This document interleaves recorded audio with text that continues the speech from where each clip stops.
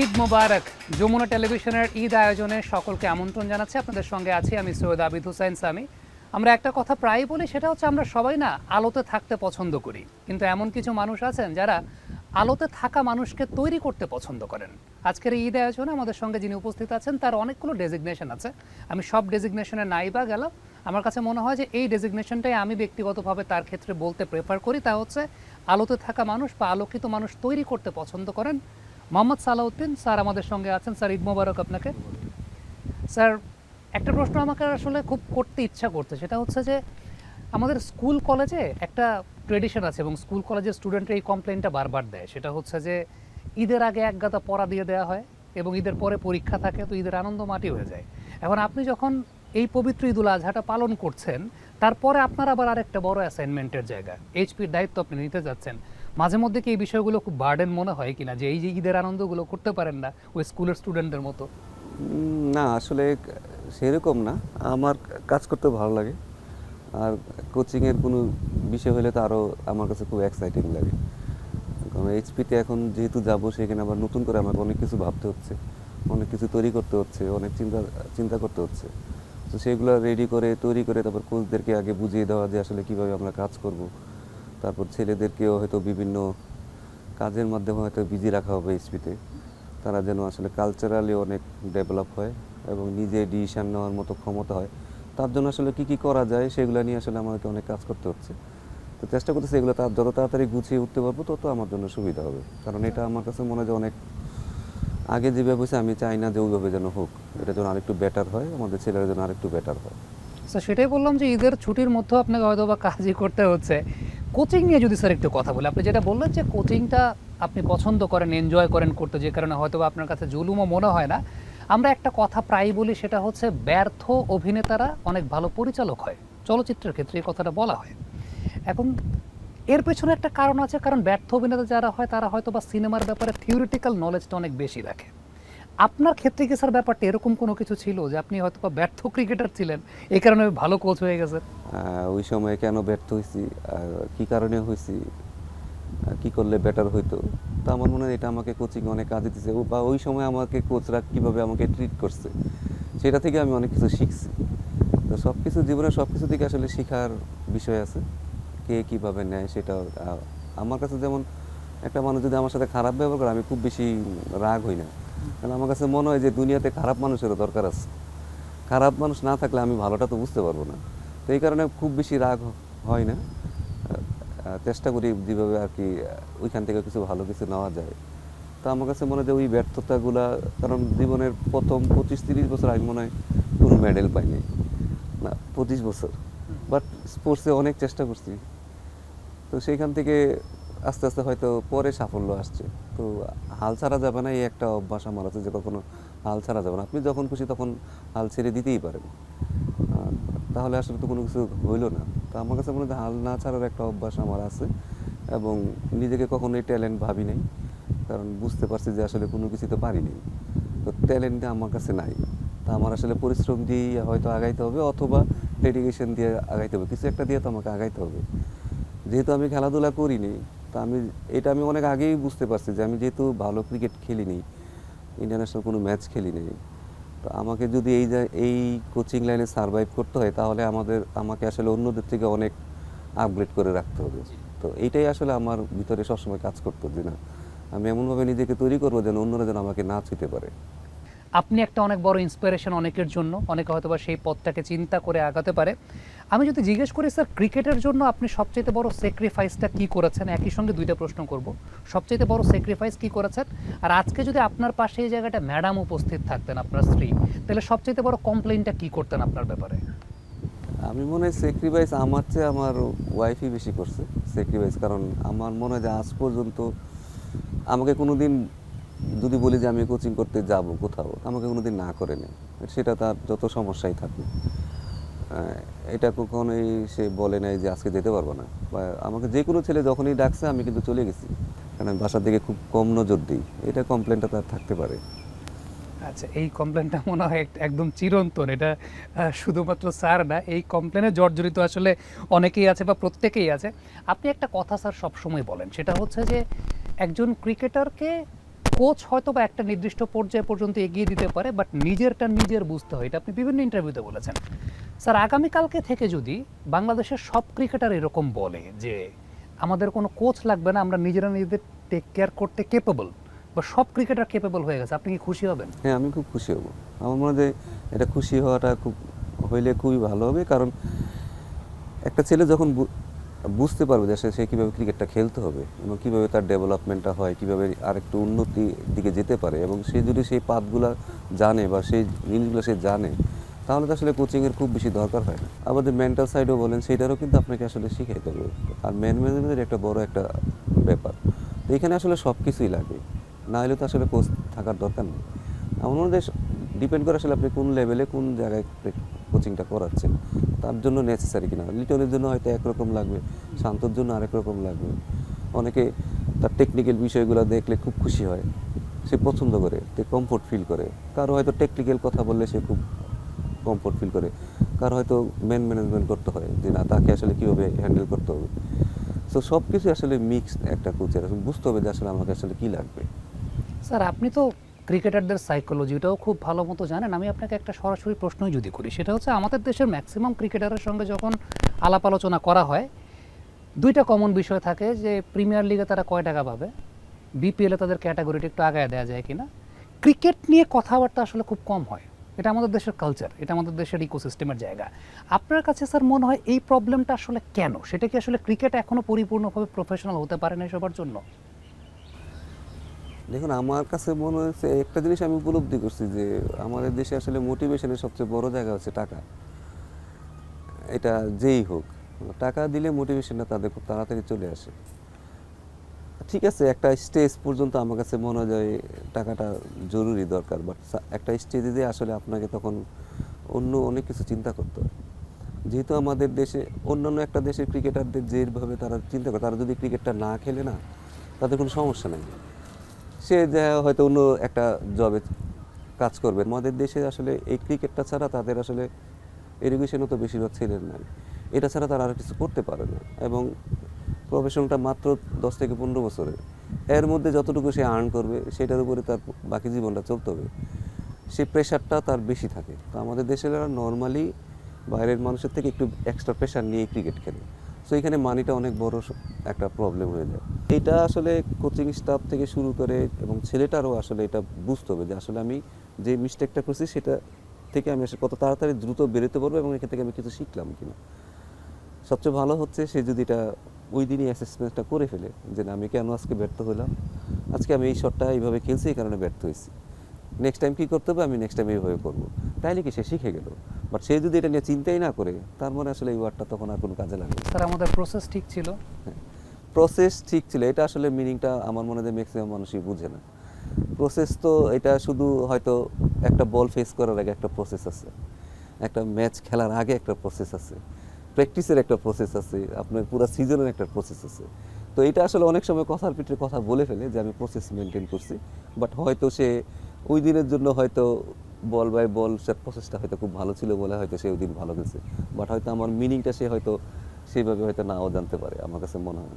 আরেকটা স্যার খুব কমনলি প্রচলিত, সেটা হচ্ছে আমাদের লক্ষ্য নেক্সট বিশ্বকাপ। না, এইটাতে আমি আসলে খুব বেশি এই কথাটাতে আমি খুব বেশি মাইন্ড করি না। কারণ যে কোনো ধরেন ক্যাপ্টেন বলেন বা কোচ বলেন, তারা সবসময় তো চিন্তা করে যে আমি ওয়ার্ল্ড কাপে ভালো করব, নেক্সট ওয়ার্ল্ড কাপে ভালো করব, বাট সেটার জন্য কি আমরা আসলে কোনো পরিকল্পনা করছি কিনা, শুধু বললে তো আর হইলো না। আমার কাছে মনে হয় যে এবার যেহেতু আমাদের টি-20 যে টিমটা ছিল, আমরা কিন্তু খুব ভালো পরিকল্পনা করে আগেছি যে নেক্সট ওয়ার্ল্ড কাপে আমাদের কী কী করতে হবে, কোন জায়গাগুলো আমাদের সমস্যা আছে, কোন জায়গাগুলো আমাদের ইমপ্রুভ করতে হবে। এখন যেমন আমি মনে করি যে এখনও পরিকল্পনা তাদের খুব ভালো, টেস্ট টিম বলেন, ওয়ান ডে বলেন বা টি-20 বলেন, আমরা কিন্তু জানি আসলে আমাদের কোথায় সমস্যা আছে এবং কোন জায়গাটা আমাদের বেটার করলে আমরা আরেকটু আগাইতে পারবো। সো ওইটা নিয়ে আমরা হয়তো কাজ করতেছি, হয়তো আমাদের ওই জায়গায় প্লেয়ার নাই, আমরা জানি যে হয়তো নাম্বার 6-7-এ আমাদের দুইটা ভালো অলরাউন্ডার লাগবে যারা টিমের ব্যালেন্সটা আনবে, এবং সেই সাথে আমাদের উপরের দিকের ব্যাটসম্যানরা যদি এই ব্যাটসম্যানগুলো থাকে, উপরের ব্যাটসম্যানরা কিন্তু আরেকটু ফ্রি খেলতে পারবে। আমরা কিন্তু পারি না এই কারণে, অনেক সময় বলে যে আমাদের 3 নাম্বার 4 নাম্বার ব্যাটসম্যান এত ডট খেলে কেন। আসলে আমরা বুঝি যে 2 উইকেট পড়ে গেলে যে 5-এ নামে তার কিন্তু আসলে বুক দুর্বল করে যে আমি উইকেট গেলে তো আমার আর নাই কিছু। তো এই জিনিসগুলো যেই পরিকল্পনার মধ্যে আছে যে আমরা যেন এই জায়গাগুলো বেটার করি, যেমন এখন উইকেটটা আমরা ভালো উইকেটে খেলা শুরু করছি, এটা আমাদের ভবিষ্যতে কাজে দিবে। তো আমার মনে হয় এখন পরিকল্পনা একটু বেটার হচ্ছে। তো আমার মনে হয় এই জায়গাটা নেক্সট ওয়ার্ল্ড কাপের কথাটা বলা হইলো, আমার মনে হয় যে তারা সঠিকভাবে আগানোর চেষ্টা করতেছে। স্যার ছোট্ট একটা বিরতি নিব, বিরতি থেকে ফিরে এসে আমরা আবার জয়েন করার চেষ্টা করবো। এর মধ্যে বৃষ্টিও চলছে, আমরা হয়তো বা লোকেশনটাও চেঞ্জ করতে পারি, জানি না, বৃষ্টির উপর ডিপেন্ড করে। তবে একটা ছোট্ট বিরতি নিচ্ছে, আমাদের সঙ্গেই থাকবেন। বিরতির পর আবার আমন্ত্রণ, যমুনা টেলিভিশনের ঈদ আয়োজন চলছে, মোহাম্মদ সালাউদ্দিন আছেন আমাদের সঙ্গে।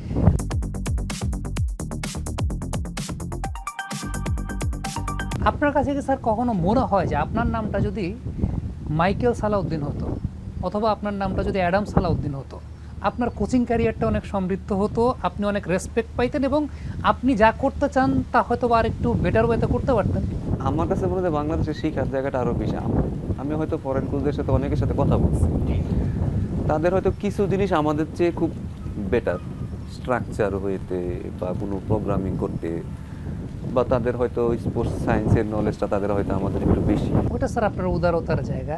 স্যার আপনি ক্রিকেটারদের সাইকোলজি নিয়ে তো কাজ করেন, আমরা যদি বিভিন্ন ক্রিকেটারদের ইন্টারভিউ যখন দেখি, অনেক সময় দেখতে পাই যে ক্রিকেটারদের কাঠগড়ায় কখনো কোচেরা থাকেন, কখনো সিলেক্টররা থাকেন, কখনো আবার দেখা যায় যে অ্যাডমিনিস্ট্রেটররা থাকেন, কখনো মিডিয়া থাকে। আপনার কাছে আসলে স্যার কি মনে হয় যে একজন ক্রিকেটারের সবচেয়ে বড় শত্রুকে আসলে, কোচ, সিলেক্টর, মিডিয়া নাকি অ্যাডমিনিস্ট্রেটর? দেখুন, দিন শেষে আমি যেই কাজটাই করি আমি কিন্তু রেসপন্সিবল। সেটা আমাকে কেউ সাপোর্ট করুক আর না করুক, আমি এটা ভালো করি বা খারাপ করি, দিন শেষে আমাকেই কিন্তু আমাকে জবাবদিহি করতে হবে এবং আমাকেই ওইটা পালন করতে হবে।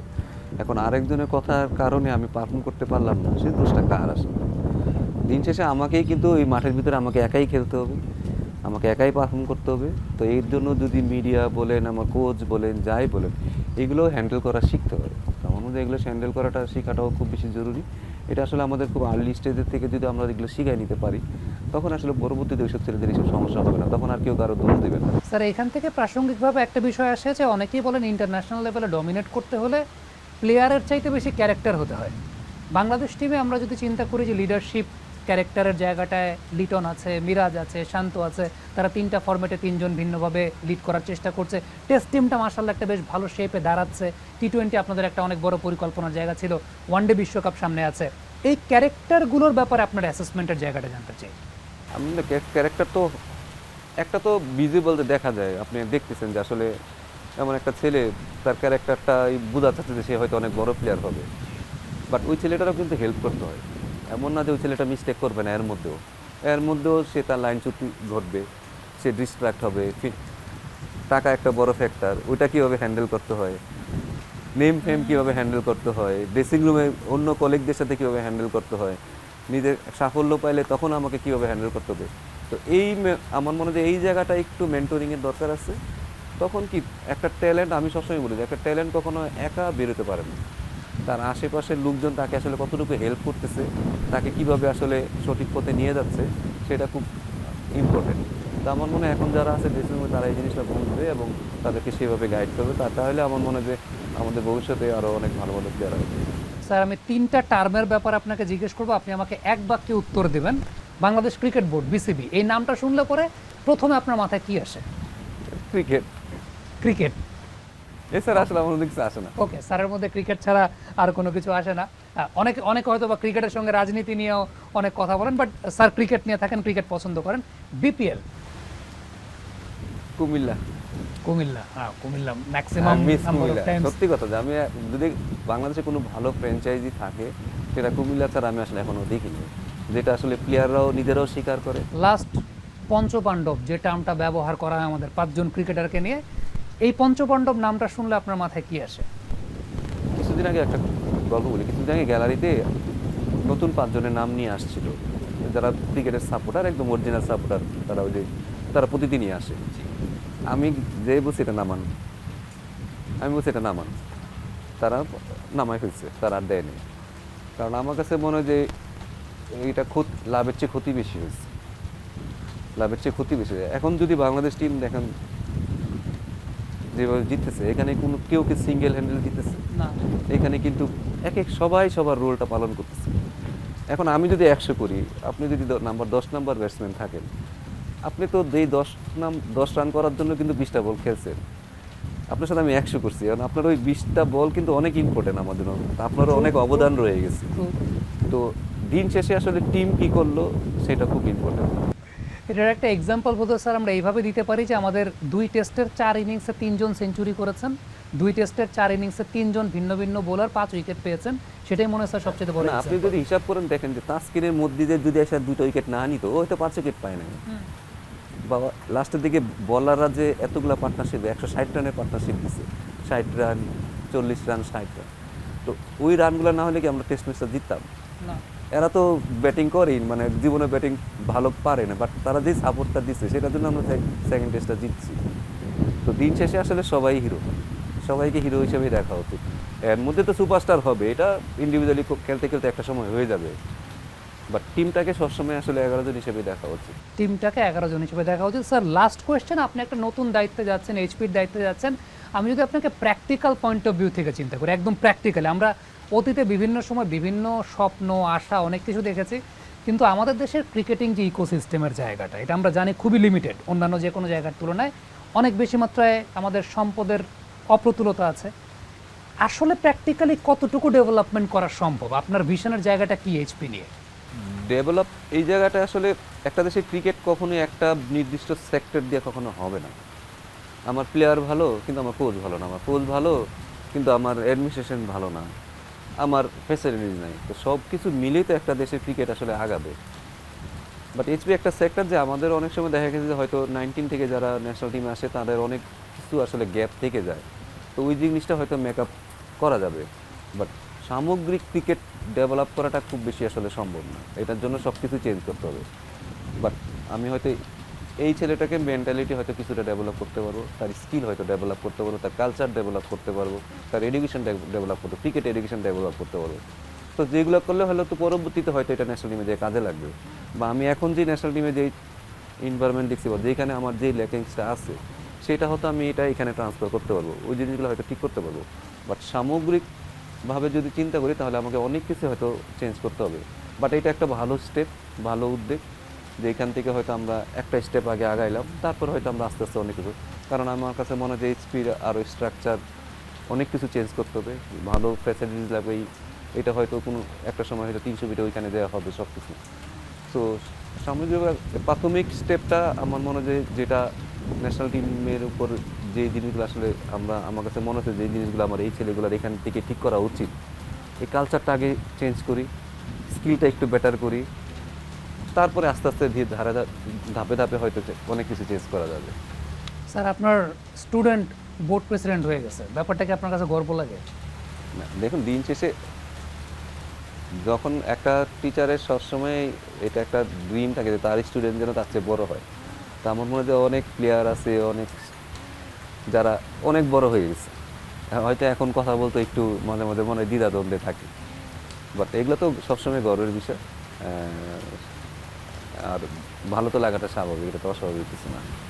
দর্শক, এই ছিল আমাদের আজকের আয়োজনে। এতক্ষণ আমাদের সঙ্গে থাকার জন্য সকলকে ধন্যবাদ। আমাদের সঙ্গে আজকে মোহাম্মদ সালাউদ্দিন ছিলেন। আমরা ঈদের আয়োজনে কথা বলেছি, হয়তোবা পরিপূর্ণভাবে কথা বলতে পারিনি, ওয়েদারের প্রবলেম ছিল, সকল কিছু মিলিয়ে হয়তো বা একটু প্রতিকূল পরিবেশে কাজ করতে হয়েছে, যেমনটা স্যারও হয়তো বা অনেক প্রতিকূল পরিবেশের মাঝে কাজ করেও আমাদের জন্য অনেকগুলো অর্জন এনে দিয়েছেন।